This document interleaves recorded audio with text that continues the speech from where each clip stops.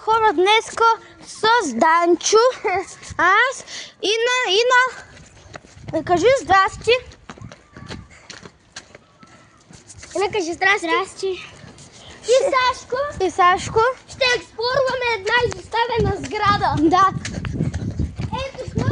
Ето го. Хора, сега влизаме. Но едно момиче не искаш да слезе, защото ти е бъс. Да. Тук има... Нека да влизаме. Елайде, Мартине. Няма нищо. След някаква свиня да престресни. Няма интересува тази.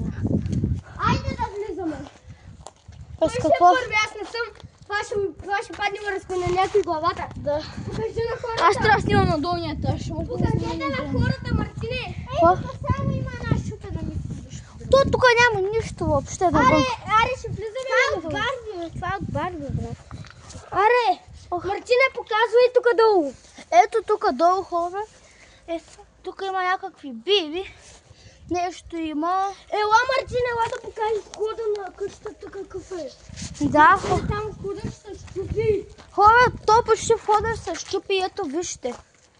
Абе, Мартине, да влезнем напред през джама, бе.